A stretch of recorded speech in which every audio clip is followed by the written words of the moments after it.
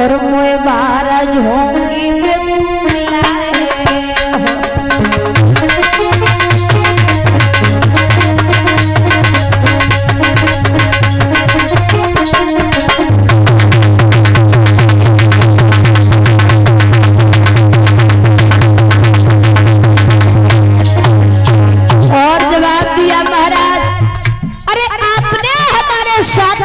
नहीं किया, बल्कि आपने सौत को पहले से ही पाल के रखा है।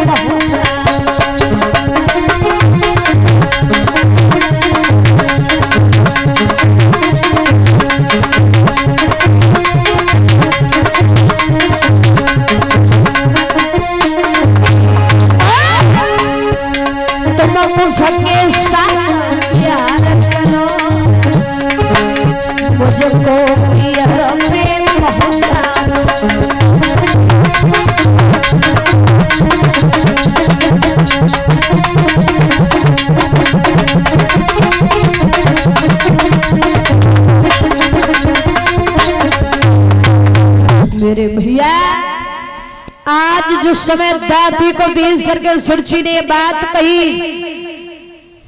बात कहने लगे बारी नादान, अरे तू ज्यादा नहीं तो उसके साथ 2-4 महीने रह ले, क्योंकि मैंने अभी से घर से बाहर निकाल दिया तो लोग क्या कहेंगे कि छोटी रानी के आते ही राजा ने बड़ी रानी को घर से निकाल दिया।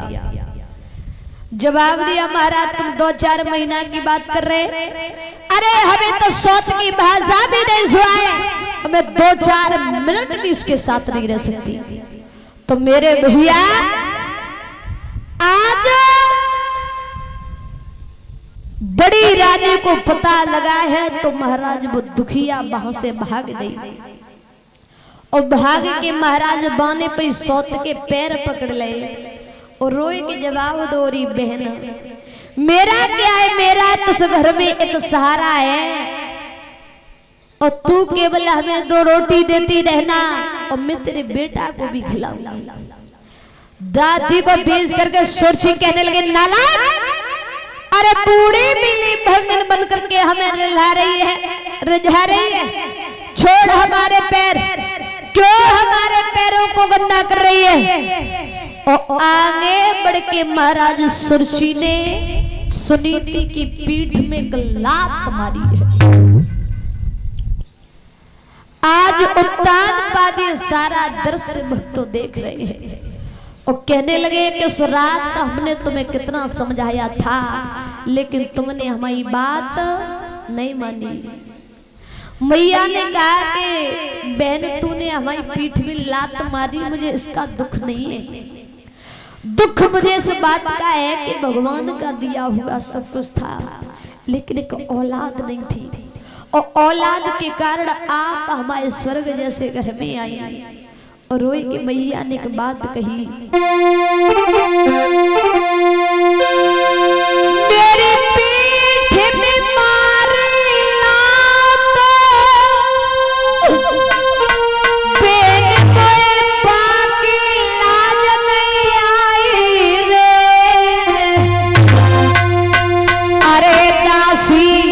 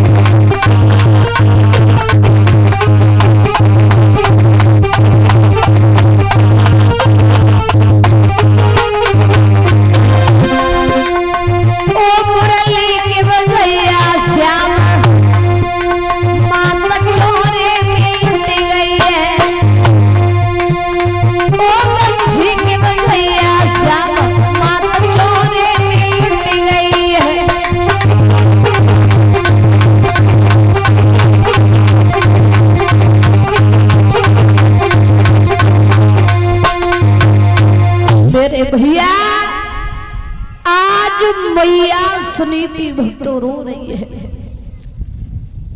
उत्तान बाद कहने लगे, रानी इस रात हमने तुम्हें कितना समझाया था, लेकिन आपने हमारी बात नहीं मानी। और उत्तान बाद भक्तों खड़े के खड़े रोने लगे। तो भक्तों मैया ने आज उत्तान पाद को रोता हुआ देख जवाब दिया, नाथ आप क्यों रो रहे हो? क्योंकि जो विधाता ने हमारी किस्मत में लिख दिया है उसे मिटाने वाला कोई नहीं है। और आज भक्तों मैया सुनीति दादा रो रही है। सुरची कहने लगी, महाराज मुझे मालूम है कि आपसे अपने से दूर नहीं करोगे, लेकिन हमारी एक शर्त है कि ये एक नील का लहंगा पहन करके, गजी की साड़ी ओढ़ करके, अट्टे पे खड़ी होकर के कागों को उड़ाए, और हमारी शर्त मंजूर है तो हाँ करो, अन्यथा मना करो। और इसे में जौ की रोटी दूंगी, वो भी नमक के साथ में, सब्जी नहीं दूंगी। अगर हमारी शर्त मंजूर है तो हमसे हाँ करिए, अन्यथा मेरा डोला वापस करवा दो। आज मैया सुनीति ने जवाब दिया, पिया जो विधाता ने हमारी किस्मत में लिख दिया है उसे मिटाने वाला कोई नहीं है। और मेरी जो सौत कह रही है केवल आप उसी काम को कर दीजिए। नाथ आप मेरे हाथ में बांस दे दीजिए। आज ध्यान रखना भक्तों, मैया सुनीति महाराज का नील का लहंगा पहन करके और गजी की साड़ी ओढ़ करके दादा अट्टे पे खड़ी होकर के कागों को उड़ाती है। जिस प्रकार एक गाय बछड़े के बिना जीवित नहीं रह सकती, उसी प्रकार एक पतिव्रता स्त्री अपने पति के बिना जीवित नहीं रह सकती। और ये बड्डन यादव और हरनाथ यादव ये 50-50 रुपए से सम्मानित कर रहे हैं। गोविंद भला करें। तो भक्तों आज मैया सुनीति को दादा 6 महीना हो गए, टूटा सा खटोला है, फटी सी रजाई है।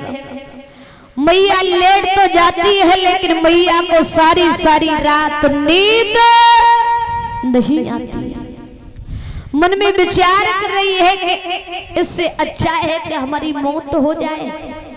आधी रात्रि के समय महाराज मरने के लिए चली और मन में विचार कर रही है, पिया आज मेरे विवाह को इतनी वर्षे हो गई और हमने कभी आपको बिना पूछे इस घर की दहलीज से कदम बाहर नहीं रखा, मुझे माफ कर देना कंठ। और आज मैया भक्तों रोती जा रही है और कहती हुई जा रही है, क्या